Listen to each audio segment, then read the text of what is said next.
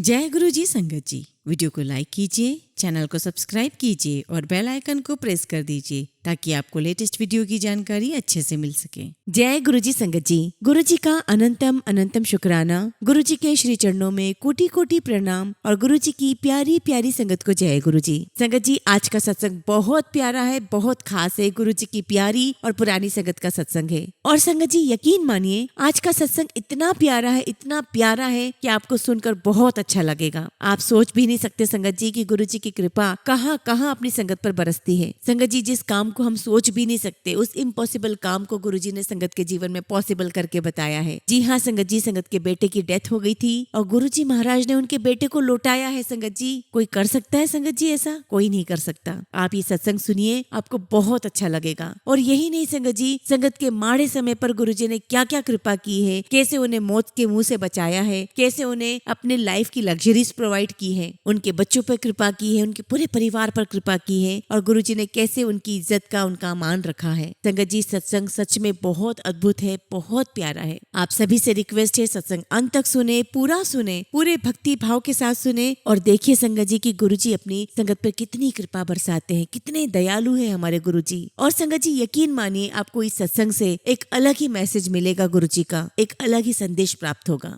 आप सबसे रिक्वेस्ट है, पूरे भक्ति भाव के साथ ये सत्संग सुने। संगत जी, अगर आप भी अपना सत्संग शेयर करना चाहते हैं तो सुंदर लिखावट में हिंदी में ईमेल आईडी और व्हाट्सएप पर शेयर कर सकते हैं और अगर आप चाहें तो ईमेल आईडी और व्हाट्सएप पे टाइप भी कर सकते हैं। तो चलिए संगत जी, सत्संग शुरू करते हैं। संगत जी, आज हम जिनका सत्संग सुनने जा रहे हैं वो गुरु जी की प्यारी और पुरानी संगत चरणजीत सिंह गुजराल अंकल का है। जय गुरु जी, शुक्राना गुरु जी, सारी संगत को जय गुरु जी। मैं सबसे पहले गुरु जी का शुक्राना करना चाहूंगा। गुरु जी का बहुत बहुत शुक्राना है, जितना भी शुक्राना करूं वो बहुत कम है। और संगत जी, मैं सोचता हूँ कि मैं, मेरी वाइफ, मेरे बच्चे, हम दिन रात भी गुरु जी का शुक्राना करें तो भी बहुत कम है और हम नहीं कर सकते। जो गुरु जी की कृपा और उनकी रहमतें हमारे ऊपर है, it is just marvellous, it is just beyond explanation. मेरे पास कोई शब्द नहीं है संगत जी कि मैं आपको अपनी फीलिंग्स बता सकूं। संगत जी, हम दिल्ली के रहने वाले हैं और मैं एक बिजनेस फैमिली से बिलोंग करता हूँ और बिजनेस कर रहे थे हम। और संगत जी, बिजनेस करते करते मुझे 97-98 में बहुत अच्छे खासे बिजनेस में लॉस होना शुरू हो गया। संगत जी, बिजनेस में लॉस होने के बावजूद भी मुझे फाइनेंस की कोई चिंता नहीं थी, क्योंकि मेरा घर भी अपना था, मेरी फैक्ट्री भी अपनी थी, मेरे ऑफिसेस भी अपने ही थे, मेरे पास बहुत कारें थी। वो कारें बिक गई और हम स्कूटर पर आ गए। अब संगत जी, 1999 में मेरे बेटे की शादी हो गई। हालांकि मैं शादी के लिए मना कर रहा था कि अभी नहीं करेंगे, क्योंकि संगत जी पैसों की व्यवस्था नहीं थी और प्रॉपर्टी बेचनी पड़ती और फिर कहीं जाके पैसों का जुगाड़ होता, क्योंकि संगत जी हमारे पास से काफी सारा कैश निकल चुका था। और संगत जी, जिस लड़की से शादी होने वाली थी उसे मैंने घर बुलाया, उसको सारी कंडीशंस बताई, लेकिन उसने कहा कि नहीं, आप शादी करिए। और संगत जी, 1999 में मेरे बेटे की शादी हो गई। संगत जी, मेरे 2 बेटे हैं और मेरा जो छोटा बेटा है वो 16 या 18 साल का होगा। तो एक दिन संगत जी वो मेरे पास आकर के कहता है कि पापा, मुझे जलंधर जाना है, मैं सुबह जाऊंगा और शाम को वापस लौट आऊंगा। और संगत जी, मैंने उससे कहा कि अगर जाना है तो ऑफिस का कोई बंदा लेकर जाओ, क्योंकि संगत जी यंग लड़के होते हैं, इनको कुछ होश होता नहीं है, तो मुझे डर लग रहा था कि कहीं कुछ गड़बड़ ना हो जाए। तो मैंने उससे कहा कि अगर जाना है तो ऑफिस का कोई बंदा लेकर जाओ। तो मेरा बेटा कहता है कि नहीं नहीं, मुझे जाना है और मैं अकेले ही जाऊंगा और किसी को भी लेके नहीं जाऊंगा। और संगत जी, घर में बहुत बहस हुई, लेकिन फाइनली मैंने उसको अलाउ कर दिया, लेकिन कहा कि बीच बीच में मुझे फोन करते रहना। अब संगत जी, सुबह वो जलंधर के लिए निकल गया, लेकिन शाम हो गई, रात हो गई, लेकिन वो घर लौट कर नहीं आया। हम बहुत घबरा गए। अब संगत जी, रात के 12-1 बज चुके थे, ना तो उसका कोई फोन आया ना कोई मैसेज आया। हम बड़े घबरा रहे थे। अब संगत जी, कभी हम दिल्ली रेलवे स्टेशन जाते, कभी कहाँ जाते, कभी क्या करते, हम इधर उधर भटक रहे थे, हमें कुछ समझ में नहीं आ रहा था। और संगत जी, रात भर उससे कोई कांटेक्ट नहीं हो पाया, कोई फोन नहीं, कोई मैसेज नहीं। अब संगत जी,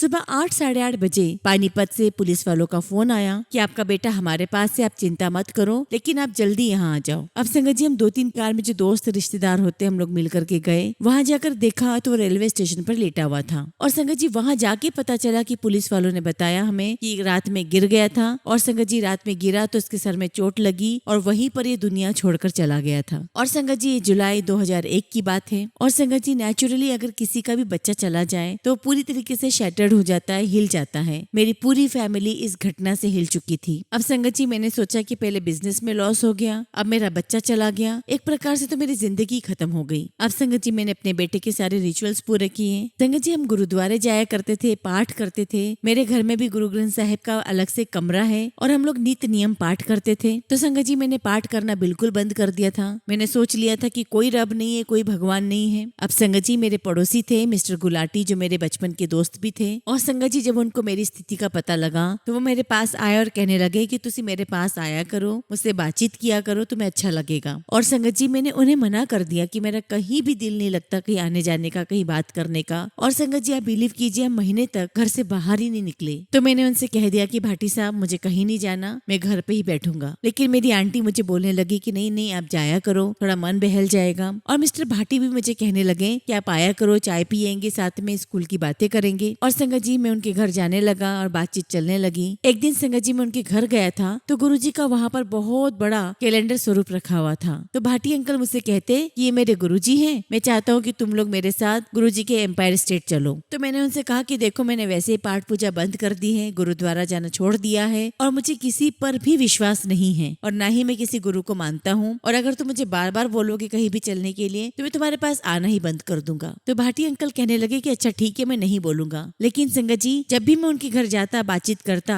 तो कहीं न कहीं वो बातों ही बातों में मुझे बोल ही दिया करते थे कि चलो गुरुजी के यहाँ पे, चलो गुरुजी के यहाँ पर। अब संगत जी ऐसे करते करते महीना 15 दिन निकल गए। अब उन्होंने मेरी आंटी को कहना शुरू कर दिया कि गुरुजी के यहाँ पर चलते हैं, वहाँ ज्यादा कुछ भी नहीं है, सिर्फ कीर्तन सुनेंगे, लंगर खाएंगे और आ जाएंगे। अब संगत जी मेरी आंटी मेरे पीछे पड़ गई, चलो चलकर हो आते हैं। पहले गुरुद्वारे जाते थे, अब वहाँ होकर आ जाते हैं, वहाँ भी तो कीर्तन ही होगा, वहाँ भी तो लंगर ही होगा। अब संगत जी एक दिन हमने प्रोग्राम बना लिया और आई थिंक संगत जी ये अक्टूबर 2001 की बात है। और जिस दिन हम लोग गए संगत जी उस दिन भाटी अंकल ने सेवा भी ले रखी थी। अब संगत जी जब हम गुरुजी महाराज के पास गए, दरबार में एंटर हुए तो गुरुजी महाराज अपनी गद्दी पे विराजमान थे। सबसे पहले भाटी अंकल और आंटी ने मत्था टेका और फिर मैंने और मेरी आंटी ने एक साथ गुरुजी को मत्था टेका। और संगत जी गुरुजी को देखकर लग रहा था कि वो बहुत बहुत खुश थे। ऐसा लग रहा था उन्हें देखकर कि जैसे उन्हें पता हो कि आज उनके बच्चे आ रहे हैं। वो बहुत बहुत खुश थे। और संगत जी जब हमने मत्था टेका तो गुरुजी नीचे झुके और हमसे पूछते हैं कि तुम्हारा नाम की है। और संगत जी हमने अपना नाम बताया। फिर गुरुजी ने पूछा कि किधर नाल आए हो।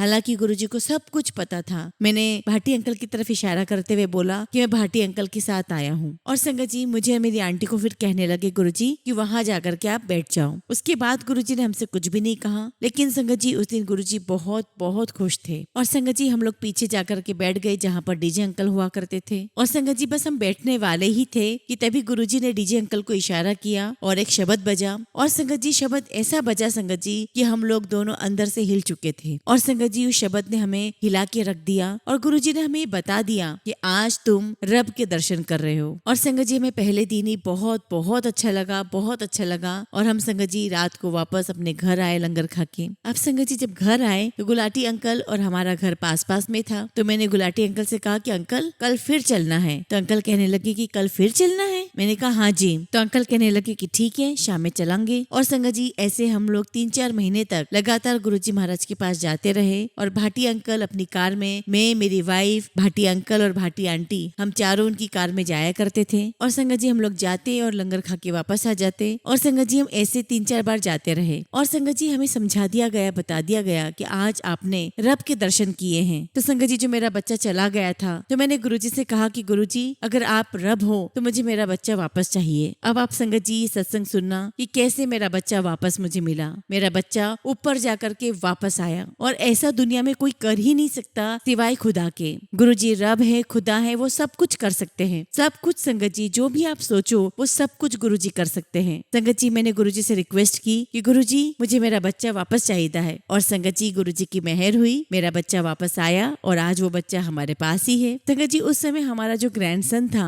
वो 1.25 साल का ही था। तो गुरुजी ने हमें हुक्म दिया कि ये जो बच्चा है तुम्हारा ही बच्चा है। और संगत जी हम बड़े हैरान और हम सोच में पड़ गए कि ये कैसे हमारा बच्चा हो सकता है। और आज संगत जी गुरुजी ने उसकी कंप्यूटर में पढ़ाई पूरी करवा दी है और आज वो बच्चा मेरे बेटे के समान बिल्कुल हूबहू कॉपी है। और संगत जी वैसे ही टॉल है 6 फुट, वैसे ही वो पगड़ी बांधता है और वैसे ही शक्ल है उसकी। संगत जी हर चीज सोच उसकी वैसी है, वैसे ही खाता है, वैसे ही पीता है और वैसे ही बातें भी करता है। संगत जी ऐसा कोई कर सकता है? Nobody can do in this world except गुरुजी। संगत जी हमारे गुरुजी रब है, खुदा है, खुदा के खुदा है वो, शिव के शिव है वो, महाशिव है वो। और संगत जी हमें बड़ा अच्छा लगा, हमारा बच्चा हमारे पास वापस आ गया था। और संगत जी जिस दिन हमने गुरुजी से रिक्वेस्ट की कि गुरुजी हमें हमारा बच्चा वापस दिला दीजिए, संगत जी उसी दिन रात को गुरुजी महाराज ने हमारे बच्चे से हमें मिलवा दिया, हमारी सपने में उससे बात करवा दी। और संगत जी मेरे बच्चे ने मेरे से सपने में बात की और 2-4 मिनट बात की और फिर वो चला गया। अब संगत जी जैसा कि मैंने बताया कि काफी सारा कैश हमारा चला गया था, फाइनेंशियल लॉसेस हो चुके थे,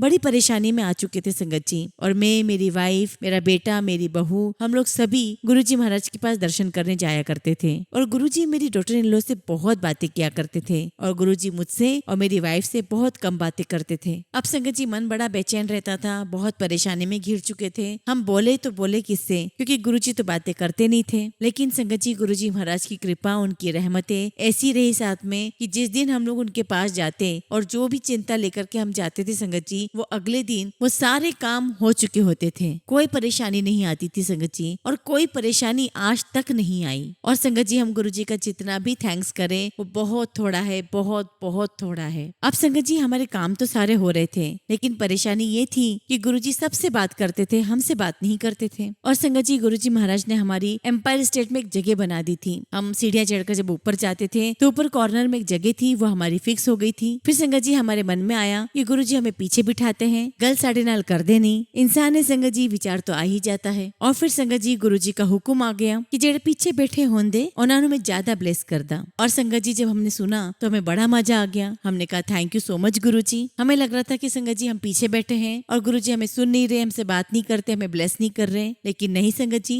गुरुजी सब सुनते हैं, सब देखते हैं, सब कुछ पता होता है गुरुजी को, और गुरुजी सबको ब्लेस करते हैं। और संगत जी जो संगत पीछे बैठती है, याद रखिएगा उन्हें डरने की आवश्यकता नहीं है, वो सबसे ज्यादा ब्लेस्ड होती है। और संगत जी वहाँ जो भी संगत आती उन्हें हुक्म होता था कि कोई एक पर्टिकुलर दिन आने के लिए, लेकिन संगत जी गुरुजी का हमें हुक्म था, मेरी पूरी फैमिली को हुक्म था कि रोज आंदे रहो, रोज आंदे रहो। और संगत जी हम रोज जाते रहे। अब 3-4 महीने तो गुलाटी अंकल अपनी कार में हमें ले जाते रहे। अब 3-4 महीने के बाद गुलाटी अंकल ने मुझसे कहा कि गुजराल अंकल अब मैं नहीं आ सकूंगा। एक्चुअली संगत जी गुलाटी अंकल 90 साल के थे और वो डायबिटीज के पेशेंट भी थे, तो उन्होंने मुझे कहा कि मैं नहीं आ सकूंगा, अब तुम अपना इंतजाम कुछ करो। तो मैंने उनसे कहा कि अंकल आप बिल्कुल चिंता मत करो, आप बिल्कुल भी टेंशन मत लो, मैं कुछ ना कुछ मैनेज कर लूंगा। संगत जी जैसा कि मैंने आपको बताया कि हमारे फाइनेंशियल लॉसेस हो चुके थे और हमने हमारी सारी गाड़ियां बेच दी थी, और जो मेरे छोटे बेटे की डेथ हुई थी उसका स्कूटर रखा हुआ था। तो मैंने सोचा कि चलो स्कूटर रखा हुआ है, और मन में आया कि गुरुजी आपके बिना रहा नहीं जाता और आपका हुक्म भी है कि रोज अंधेरिया करो, तो आना ही आना है हमें। और हम रुके भी नहीं संगत जी, और गुरुजी ने रुकने भी नहीं दिया क्योंकि गुरुजी का हुक्म था। और संगत जी शाम को बस स्कूटर पर किक मारनी और मैं और आंटी गुरुजी के एम्पायर स्टेट में रुका ही नहीं जाता था। और संगत जी शाम को हम गुरुजी के दरबार में होते और गुरुजी हमको देखकर खुश होते थे। और मुझे आज तक समझ में नहीं आया संगत जी कि गुरुजी हमें देखकर इतना खुश क्यों होते थे, और ना हम समझ पाएंगे कभी। और लेफ्ट साइड में जो बोर्ड होता था उस पे बैठे होते थे गुरुजी, और गुरुजी देखते थे कि हाँ मेरे बच्चे आ गए हैं। और संगत जी जब हम स्कूटर से जाया करते थे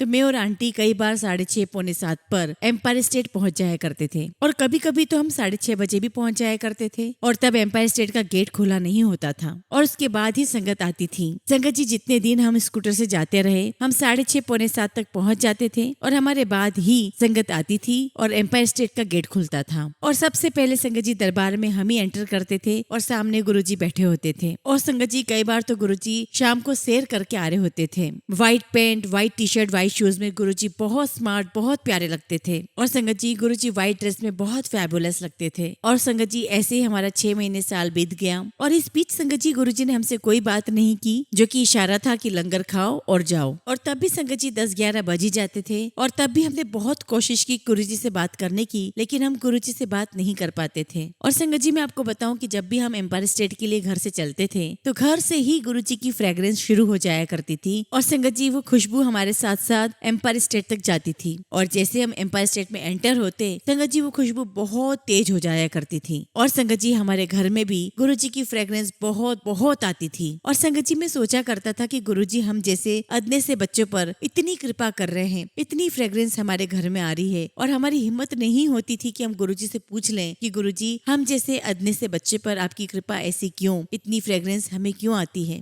और संगत जी हम दिल्ली से बाहर जहाँ भी जाते हमारे साथ गुरुजी की फ्रेग्रेंस हमेशा साथ साथ होती, जो हमें समझा रहे होते थे कि तुम फिक्र ना करो, मैं तुम्हारे साथ हूँ। और आज भी संगत जी गुरुजी महाराज हम सब के साथ ही हैं। और आज भी संगत जी हमें गुरुजी ने इतना अच्छा रखा हुआ है, इतना अच्छा रखा हुआ है कि मैं आपको बयान नहीं कर सकता। अब संगत जी गुरुजी बात तो हमसे नहीं करते थे, तो एक दिन की बात है, दोपहर का समय था और मैं मन में यही सोच रहा था कि आखिर क्यों गुरुजी हमसे बात नहीं करते। और ये सोचते सोचते संगत जी मैं सो गया और गुरुजी महाराज ने मुझे दर्शन दे दिए। और गुरुजी ने कहा कि तू क्यों चिंता करता है, तुझे तो मैंने पहले ही दर्शन दे दिए हैं। और संगत जी गुरुजी महाराज ने मुझे 78 में पहले ही दर्शन दे दिए थे। और संगत जी हमको पता ही नहीं, हम तो भूल ही गए, हमें कुछ याद ही नहीं रहा। और संगत जी 78 वाला भी सत्संग में आपको बताता हूँ कि गुरुजी ने कितनी कृपा की। और संगत जी अगर 78 में गुरुजी न आते न बचाते तो आज हम जिंदा ही नहीं रहते। अब संगत जी 78 में मेरे ब्रदर इन लॉ और मैं उधमपुर में पोस्टेड थे। और संगत जी तब मैं 28-29 साल का था।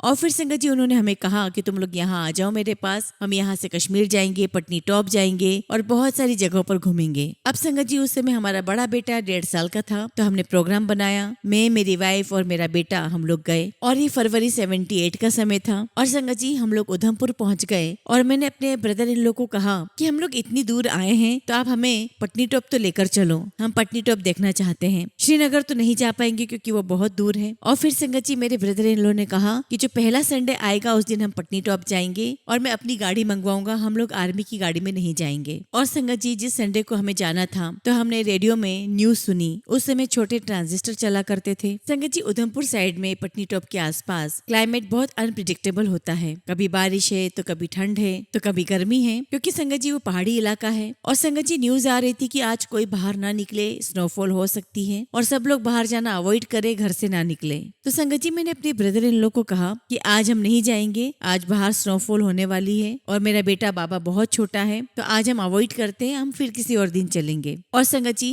मुझे उनका मिलिट्री वाला जवाब मिल गया। वो मुझसे 20-25 साल बड़े हैं तो मैं तो उनके बच्चे समान ही हूँ। तो उन्होंने मुझसे कहा चुप कर, मैं इंडियन आर्मी का ऑफिसर हूँ, एक बार मैंने हुक्म दे दिया कि जाना है मतलब जाना ही जाना है, फिर चाहे स्नोफॉल हो या ना हो। और संगत जी मैं चुप तो हो गया, लेकिन मैं अंदर से बड़ा बेचैन था। मेरे अंदर ये फीलिंग चल रही थी कि अरे यहाँ आकर के बड़े फंस गए। और कहने लगे कि तू चुप करके आगे बैठ। उन्होंने मुझे आगे बिठाया और पीछे मेरी वाइफ, मेरी सिस्टर इन लॉ और मेरा बेटा बैठा हुआ था। अब संगत जी उधमपुर से पटनी टॉप का जो रास्ता है वो 2-2.5 घंटे का है। और संगत जी वो पूरा हिली एरिया है। और संगत जी हम 20-25 किलोमीटर दूर आ चुके थे तो वहाँ एक ढाबा आया। तो मुझे कहने लगे मेरे ब्रदर इन लॉ कि यहाँ की चाय बहुत अच्छी है, यहाँ पर चाय पी जाए। और संगत जी हम लोग वहाँ रुके और मेरे बच्चे को मेरी वाइफ ने टॉयलेट करवाई, हम लोगों ने चाय पी। और जब हम चाय पी रहे थे संगत जी, और इतनी ही देर में संगत जी हम देखते हैं कि हमारे ऊपर कुछ रुई जैसा आ रहा है। तो मैंने एकदम से कहा कि अरे ये रुई कहाँ से आ रही है। तो ढाबे वाला कहने लगा कि साहब ये रुई नहीं है, ये तो स्नोफॉल शुरू हो गई है। तो उस ढाबे वाले ने हमसे पूछा कि आप कहाँ जा रहे हो। तो मैंने बताया कि हम लोग यहाँ से पटनी टॉप जा रहे हैं। तो उसने कहा कि आप लोग आगे मत जाओ, क्योंकि अगर यहाँ स्नोफॉल शुरू हो चुकी है तो वहाँ भी आपको बहुत मिलेगी। अब संगत जी मैंने अपने ब्रदर इन लॉ को फिर से बोला कि लेट्स गो बैक, मुझे बहुत डर लग रहा है, अब हमें आगे नहीं जाना चाहिए। और संगत जी उन्होंने मुझे कहा कि ऐसा कुछ भी नहीं होगा, चलना ही चलना है। और संगत जी मैं चुप, लेकिन संगत जी मुझे अंदर ही अंदर बहुत इरिटेशन हो रही थी कि मैं तो यहाँ आकर के फंस गया, मुझे उधमपुर आना ही नहीं था। अब संगत जी हम चुप करके कार में बैठ गए। और संगत जी पटनी टॉप से 5-7 मिनट पहले ही स्नोफॉल रास्ते में ही शुरू हो चुकी थी। और संगत जी आप सबको पता है कि वो पहाड़ी इलाका है और वहाँ की जो सड़क है वो भी बहुत नैरो है, एक कार आती है और एक कार जाती है, सिर्फ इतनी ही स्पेस है वहाँ पर। अब संगत जी वहाँ पर स्नोफॉल गिर रहा था, जिसकी वजह से हमें वहाँ पर कोई भी व्यक्ति नजर ही नहीं आ रहा था। और संगत जी थोड़ी दूर आगे जाकर के हम एक पहाड़ी पर फंस गए। जब हम वहाँ फंसे तो मेरे ब्रदर इन लोग मुझे कहने लगे कि गाड़ी का वाइपर नहीं चल रहा। अब संगत जी मैंने अपनी कोट की जेब से हैंकी निकाला और कहा कि मैं थोड़ा थोड़ा साफ करता रहूंगा, आप आगे आगे चलाओ। अब संगत जी गाड़ी आगे बढ़ाई और संगत जी मैं गर्दन बाहर निकाल के गाड़ी की कांच साफ कर रहा हूँ। और 2 सेकंड बाद ही मेरे ब्रदर इन लोग मुझे कहते हैं कि गाड़ी के ब्रेक भी काम नहीं कर रहे। और संगत जी पहाड़ी इलाके में अगर वाइपर न चले तो भी तो आपका काम चल सकता है, लेकिन ब्रेक न लगे उसके बिना तो आपका काम चल ही नहीं सकता, बहुत बड़ी समस्या खड़ी हो जाती है। और संगत जी वही प्रॉब्लम हुई, हम ब्रेक मारे तो गाड़ी रुके ही ना और गाड़ी वापस आए। और मैंने सोचा कि लो भाई आज तो हम गए। अब मेरे ब्रदर इन लोग ने मुझे कहा कि तू बाहर निकल और कोई पत्थर रख ताकि गड्डी नीचे न जाए। अब संगत जी मैं बाहर निकला और संगत जी जब मैं बाहर निकला तो स्नोफॉल भी तेज और बारिश भी हो रही थी, मैं पूरा ही भीग गया। और मैंने सोचा कि चलो पत्थर तो मिल जाए वरना बहुत मुसीबत हो जाएगी। और बाहर में देखता हूँ संगत जी के सारे स्नोबॉल्स। मैंने बाहर से ब्रदर इन लोग को आवाज लगाई कि सारे के सारे स्नोबॉल्स है, अब क्या करना है। और संगत जी जब मैं बाहर निकला तो मैंने गाड़ी थोड़ी सी रोकने की कोशिश करी और संगत जी एम्बेसडर कार थी, वो मुझे अकेले से कैसे रोक सकती थी। और जब मैंने अपने राइट साइड में देखा तो संगत जी बहुत गहरी खाई थी और संगत जी मुझे लगा कि आज तो हम नहीं बच सकते, आज हम गए। और मुझे लगा कि यहाँ तो कोई बचाने वाला नहीं है, ना बंदा ना बंदे की जात। बस इतना शुक्र था संगत जी कि आगे से ना तो कोई कार आ रही थी, ना कोई ट्रक आ रहा था, ना कोई और गाड़ी आ रही थी। और संगत जी हमारी गाड़ी तो रुकने का नाम ही नहीं ले रही थी। और संगत जी हम नीचे की तरफ जाते जा रहे थे और मुझे लगा कि अगर नीचे गिरे भी तो कोई भी क्रेन हमें ढूंढ नहीं पाएगी, क्योंकि संगत जी चारों तरफ बर्फ ही बर्फ थी। संगत जी मैंने बहुत कोशिश करी कि किसी भी तरीके से गाड़ी रुक जाए, लेकिन संगत जी मुझसे गाड़ी नहीं रुकी। अब मैंने क्या किया, संगत जी गाड़ी में से ही जोर जोर से कहने लगा कोई है, कोई है। जैसे हम किसी को मदद के लिए पुकारते हैं वैसे मैं जोर जोर से कहने लगा कोई है, कोई बंदा है यहाँ पर। तभी संगत जी मैंने देखा कि वहाँ कोई व्यक्ति खड़ा है, कश्मीरी, बहुत लाल सुर्ख, बहुत गोरा चिट्टा लंबा। और अगर आज मुझसे कोई पूछे कि वो कौन थे, कैसे थे, तो मैं यही कहूंगा कि वो बिल्कुल गुरुजी थे, वो गुरुजी ही थे। और संगत जी उन्होंने कश्मीरी ड्रेस डाली हुई थी और मैंने उनसे कहा कि भाई साहब ये गाड़ी को आप हाथ लगा देंगे, पीछे लेडीज बैठी है, बच्चा बैठा हुआ है, हमें पटनी टॉप जाना है और गाड़ी पीछे रिवर्स नहीं हो रही है। और संगत जी उन्होंने मुझसे कोई बात नहीं करी, किसी भी तरह की कोई बात ही नहीं की और बस गाड़ी को हाथ लगाया और गाड़ी आगे। और संगत जी जैसे ही गाड़ी आगे गई तभी मेरे ब्रदर इन लॉ ने आवाज लगाई कि जल्दी आ जा, गाड़ी चल पड़ी है। अब संगत जी मैं गाड़ी में तो बैठ गया और जैसे ही गाड़ी में बैठा तो मैंने अपने ब्रदर इन लॉ को कहा कि जरा 2 मिनट गाड़ी तो रोको, जिन्होंने हाथ लगाया है गाड़ी को हेल्प की है चलाने में, उनको मैं थैंक्स तो बोल दूं। तो मेरे ब्रदर इन लॉ ने कहा कि हाँ हाँ जरूर थैंक्स बोल कर आओ। और संगत जी जैसे ही मैं गाड़ी में से उतरा मैंने वहाँ देखा वहाँ कोई नहीं था, वो कहाँ चले गए, कहाँ गायब हो गए पता ही नहीं चला। और संगत जी फिर मैं गाड़ी में आकर के बैठ गया और हम 5 मिनट में पटनी टॉप पहुंच गए। और जो हमको वहाँ करना था, हमने ब्रांडी विस्की पी, हम बर्फ में खेले और हम फिर घर लौट आए। मुझे तब नहीं पता था संगत जी कि वो कौन है, गुरुजी कौन है। और संगत जी घर आने से पहले पटनी टॉप में जो आर्मी का बेस कैंप है वहाँ पर हमारी गाड़ी ठीक कर दी गई। और संगत जी फिर हम लोग शाम तक, रात तक घर पहुँच गए और धीरे धीरे समय बीतता चला गया और मैं इस घटना को भूल गया। तो संगत जी वो गुरुजी ने मुझे याद दिलाया था कि तुहानू तो मैं 40 साल पहले ब्लेस कर देता सी, ये करते हैं गुरुजी। और अगर गुरुजी उस समय हमें ना बचाते संगत जी तो आज मैं आपके साथ सत्संग नहीं कर पाता। इतनी इतनी कृपा है गुरुजी की। Thank you so much Guruji, thank you so much. और आज भी संगत जी गुरुजी ने हमें हर चीज से बचाया हुआ है, बहुत बहुत कृपा कर रहे हैं। और संगत जी जब गुरुजी ने मुझे याद दिलाया तो मुझे याद आ गया कि हाँ वाकई में गुरुजी ने हमें बचाया था, हमारी रक्षा की थी, हमें दर्शन दिए थे। अब संगत जी जैसा कि मैंने आपको बताया कि हम एम्पायर स्टेट स्कूटर से जाया करते थे और अब यकीन मानिए संगत जी वहाँ पर मुश्किल से कोई 1 या 2 ही स्कूटर से आता था, बाकी सब लगभग कार से ही आया करते थे। और संगत जी स्कूटर से जाने में हमें बड़ी शर्म लगती थी। आज मैं आपको सच बात बता रहा हूँ। And sangat ji being from a very good family, I belongs to a Sikh family और गुरुजी की कृपा से सब कुछ बहुत अच्छा था। लेकिन बाद में धीरे धीरे फाइनेंशियल लॉस होना शुरू हो गए, सब कुछ बिक गया, गाड़ी बिक गई और हम स्कूटर पर आ गए। और संगत जी संगत में काफी सारे मेरे क्लास फेलोज, स्कूल फेलोज और मेरे जान पहचान के लोग भी आते थे और मुझे लगता था कि ये देखेगा तो क्या सोचेगा कि देखो ये कितनी अच्छी फैमिली से है, बिजनेस फैमिली से है और इनके क्या हाल हो गए, ये स्कूटर पर आ गया है। इसलिए संगत जी हम क्या करते थे कि जब हम एम्पायर स्टेट पहुंचते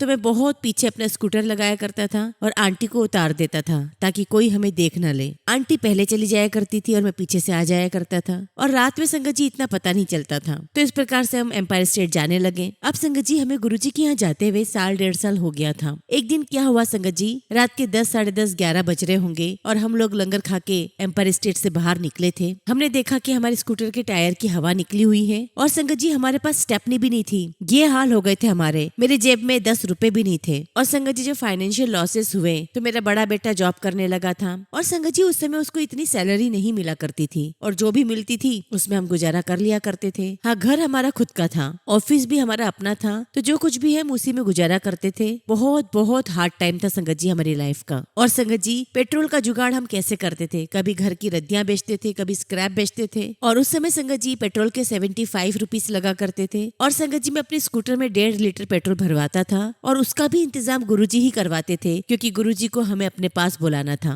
संगत जी कभी हमारे पास पैसे होते थे, कभी हमारे पास पैसे नहीं होते थे, लेकिन मैंने सोच लिया था कि चाहे जो हो जाए एम्पायर स्टेट तो जाना है। और संगत जी उस समय 10 रुपए भी नहीं होते थे कि अगर कभी पंचर हो जाए तो पंचर बनवा लेंगे और ना ही स्टेपनी थी। और संगत जी हमारा स्कूटर भी टूटा फूटा ही था, लेकिन मजाल है गुरुजी की इतनी कृपा कि कभी हमारा स्कूटर खराब ही नहीं हुआ। तो संगत जी उस दिन जब हम एम्पायर स्टेट से 10, साढ़े 10 बजे बाहर निकले तो देखा कि स्कूटर का टायर पंक्चर था और संगत जी स्टेपनी खरीदने के भी हमारे पास पैसे नहीं होते थे क्योंकि वो 150 रुपए की आती थी। अब संगत जी जिसने भी एम्पायर स्टेट देखा है उन्हें पता है कि थोड़ी दूर पर ही वहाँ एक पेट्रोल पंप है। तो मैंने अपनी आंटी से कहा आप पैदल चलकर पेट्रोल पंप तक पहुँचो, मैं वहाँ पहुँचता हूँ, गाड़ी लेकर आता हूँ और वहाँ पेट्रोल पंप पर हम अपने गाड़ी के टायर में हवा भरवाएंगे और उससे जितनी दूर जा सकते हैं उतनी दूर जाएंगे। और रास्ते में 2-3 पेट्रोल पंप और आते थे, वहाँ भी ऐसे ही करेंगे और ऐसे करते करते हम घर पहुँचेंगे। अब संगत जी जब मैं पेट्रोल पंप पर पहुंचा तो वहाँ पर मुझे पता चला कि जो हवा भरने वाला है वो तो चला गया। एंड बट ऑब्वियस बात है संगत जी 10, 10:30, 11 बजे चले जाते हैं वर्कर्स। अब संगत जी मैंने खुद ने अपने हाथों से गाड़ी के टायर में हवा भरी और फिर मैंने अपनी आंटी से कहा कि चलो आप बैठ जाओ। और देखिए संगत जी गुरुजी की कृपा।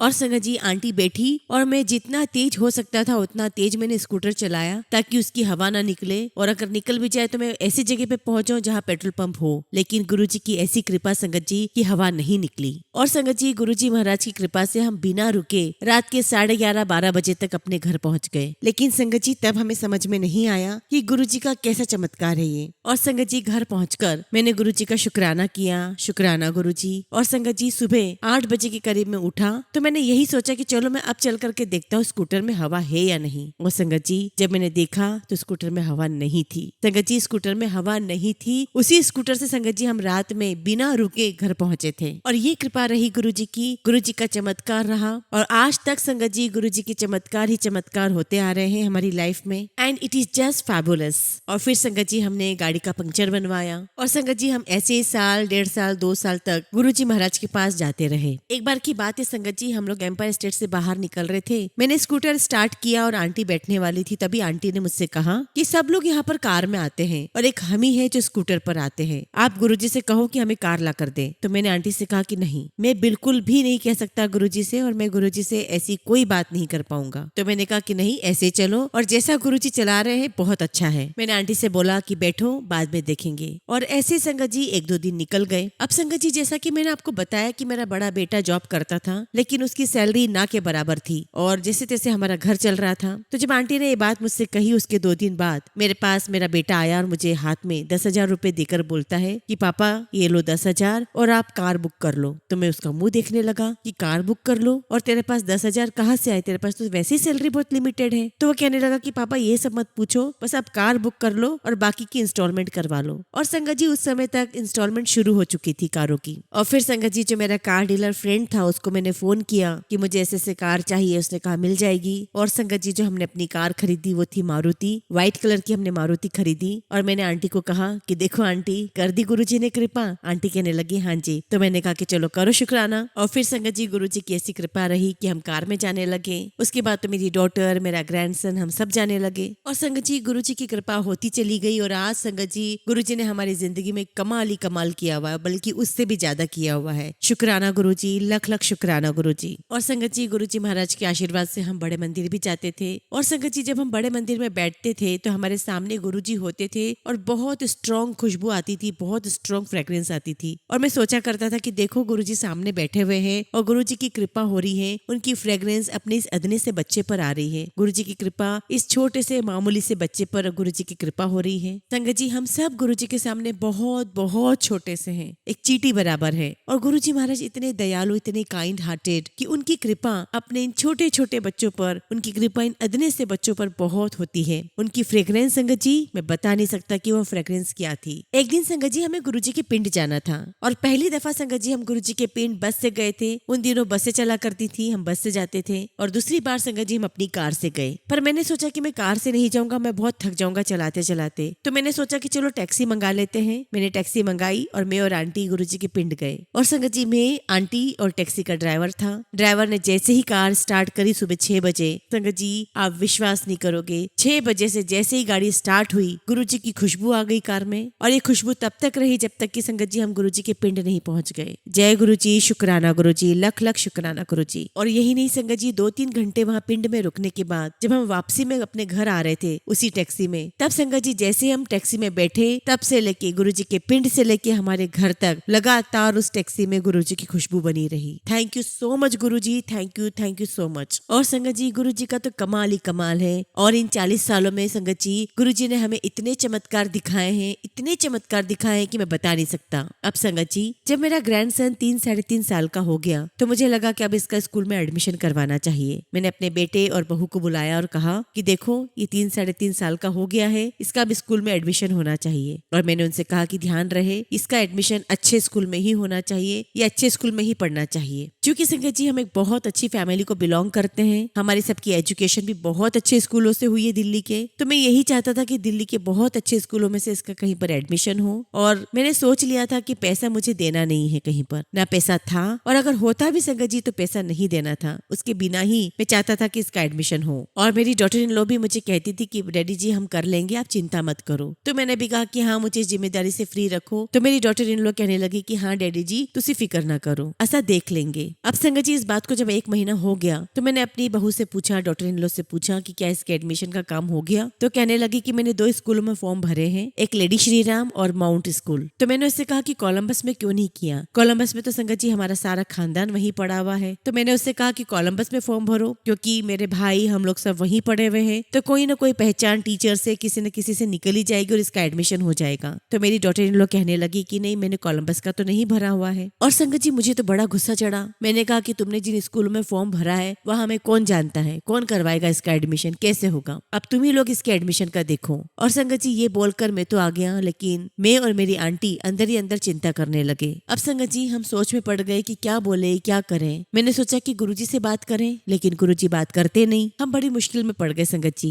हम गुरुजी से बात करना चाहते थे पर गुरुजी बात करते नहीं, और किसी और से बात कर नहीं सकते थे संगत जी, क्योंकि ये काम कोई और करा सकता भी नहीं था। और संगत जी बात शनिवार की थी और अगले दिन रविवार था, और शाम को जैसे 5-5:30 बजती थी संगत जी हम एम्पायर स्टेट जाते थे। तो संडे के दिन 5-5:30 बज रही थी। मैंने आंटी को कहा कि आप नीचे चलो मैं अभी आता हूँ। और संगत जी आंटी के जाने के बाद मैं गुरुजी के स्वरूप के सामने खड़ा हुआ और बिल्कुल सिंपल शब्दों में स्ट्रेट फॉरवर्ड मैंने गुरुजी से अपनी अरदास लगाई। और संगत जी उस टाइम मुझे नहीं पता था कि गुरुजी अपने स्वरूप से भी जवाब देते हैं। और मैंने कहा कि गुरुजी बच्चे का मसला है, और मैंने गुरुजी से एक एक बात उनसे शेयर की। मैंने कहा गुरुजी हम तो बहुत अच्छे अच्छे स्कूलों में पढ़े हैं और हमारी तो बड़ी बेइज्जती हो जाएगी, सारे रिश्तेदार देखेंगे, सारे दोस्त देखेंगे कि इतना डाउनफॉल आ गया है कि अपने बच्चे का एडमिशन तक नहीं करवा पा रहे हैं। और संगत जी मैंने गुरुजी से लिटरली यही बोला, और संगत जी मैंने यही बात बोली बिल्कुल सिंपल और स्ट्रेट शब्दों में, और गुरुजी को भी यही पसंद है कि उनकी संगत सिंपल और स्ट्रेट शब्दों में अपनी बात रखे। संगत जी अरदास करते करते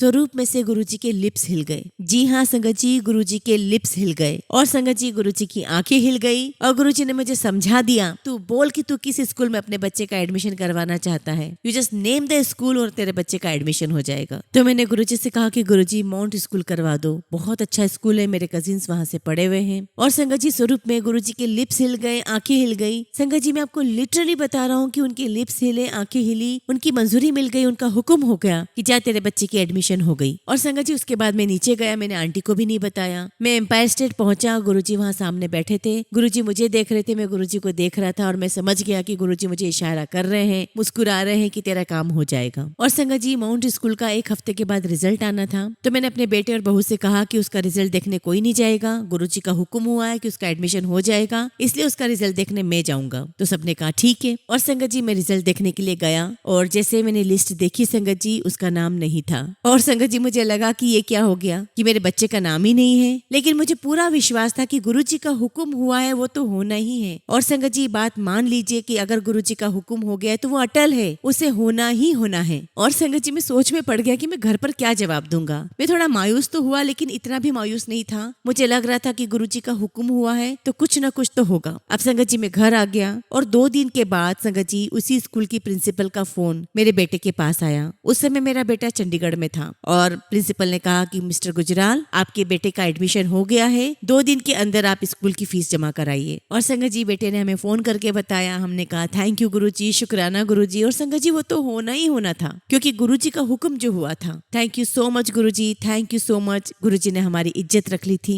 क्योंकि संगत जी मेरे सारे कजिन्स बहुत वेल टू डू है, और हम ही थोड़ा संगत जी उन दिनों काफी वीक हो गए थे, लेकिन वो भी गुरुजी ने हमारी पूरी तरीके से इज्जत रख ली। और संगत जी आप यकीन नहीं मानोगे, वो सारे कजिन्स मेरे इतने हैरान हो गए कि इनके बच्चे का एडमिशन कैसे हो गया, अभी तो इनकी कंडीशन अच्छी नहीं है। और तो और संगत जी मेरा एक कजिन माउंट स्कूल का फाउंडर मेंबर है, वो तक हैरान हो गया कि इसने कैसे एडमिशन करवा ली। मैंने कहा कि बस एडमिशन हो गई, मत पूछो कैसे हुई। और संगत जी, गुरुजी ने हमेशा हमेशा हमारी इज्जत रखी है। और संगत जी, गुरुजी ने जिस बच्चे का एडमिशन करवाया, उन्हीं की कृपा से गुरुजी ने उसकी इंजीनियरिंग पूरी करवाई है, उसकी इंजीनियरिंग हो गई है। और यही नहीं संगत जी, उसकी इंजीनियरिंग दिल्ली के सबसे one of the best college से हुई है। वो कॉलेज टाइम्स ऑफ इंडिया वालों का है। ये करते हैं संगत जी गुरुजी, अपनी संगत की इज्जत बरकरार रखते हैं, अपना प्यार लुटाते हैं, अपनी कृपा देते हैं। थैंक यू सो मच गुरुजी। और संगत जी, गुरुजी का थैंक्स जितना करे उतना ही कम है। वो थैंक्स संगत जी हमारा बहुत बहुत थोड़ा है, बहुत थोड़ा है। और बस संगत जी, हमारी जिंदगी गुरुजी के सहारे चल रही है और गुरुजी हमारी जिंदगी बहुत अच्छी चला रहे हैं। Thank you so much Guruji, thank you so much Guruji, शुक्राना गुरुजी। संगत जी, इन्हीं शब्दों के साथ मैं अपने सत्संग को विराम देता हूँ। जय गुरुजी, शुक्राना गुरुजी।